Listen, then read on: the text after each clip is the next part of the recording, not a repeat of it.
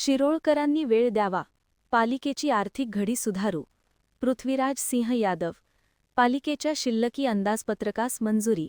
अंत्यविधीसाठी मिळणार 3,000 रुपयांचे अनुदान. शिरोळ नगर परिषदेच्या उत्पन्नाचा खरा स्रोत घरपट्टी, पाणीपट्टी व इतर करातून निर्माण होतो, परंतु मागील काही वर्षांमध्ये 5% अबव टेंडर म्हणजे जादा दराने निविदा प्रसिद्ध करण्यात आल्यामुळे नगरपरिषदेच्या मुख्य स्रोतावर कोट्यावधी रुपयांचा ताण पडला आहे. वास्तविक पाहता ताण पडलेली रक्कम ही नगरपरिषदेकडे एक प्रकारची डिपॉझिट होती, परंतु उत्पन्नाच्या तुलनेत अधिक पैशाचा इतरत्र वापर झाल्यामुळे नगरपरिषदेची आर्थिक घडी विस्कटाचे प्रामुख्याने समोर आले आहे. ही बाब निदर्शनास आणून देण्याकरिता मी काही त्रुटी जाणीवपूर्वक या अर्थसंकल्पीय सभेमध्ये मांडत आहे. शिरोळकरांनी मला थोडा वेळ दिल्यास नगरपालिकेची विस्कटलेली आर्थिक घडी सुरळीत केली जाईल, असा विश्वास उपनगराध्यक्ष पृथ्वीराज सिंह यादव यांनी व्यक्त केला.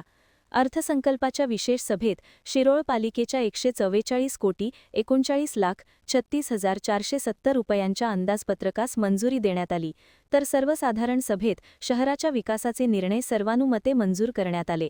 शिरोळ नगरपालिकेच्या कै दिनकररावजी यादव सभागृहात नगराध्यक्षा सौ योगिता कांबळे, उपनगराध्यक्ष पृथ्वीराज सिंह यादव, मुख्याधिकारी निशिकांत प्रचंडराव यांच्यासह विषय समित्यांचे सभापती, नगरसेवक, सर्व विभाग प्रमुख यांच्यासह अधिकाऱ्यांच्या उपस्थितीत विशेष आणि सर्वसाधारण सभा संपन्न झाली.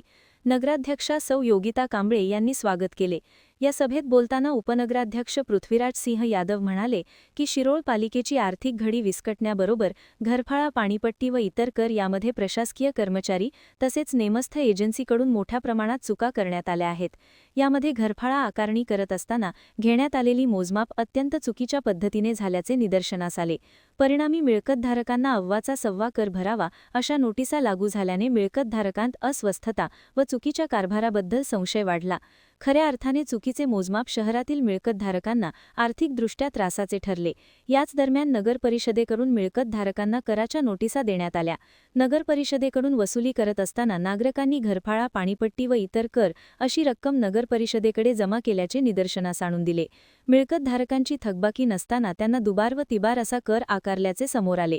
शहरातील मिळकतधारकांनी हा प्रकार निदर्शनास आणून दिल्यानंतर या गैरव्यवहाराविषयी जिल्हाधिकारी यांची भेट घेऊन मार्ग काढण्याची शिष्टमंडळाद्वारे विनंती करण्यात आली आहे.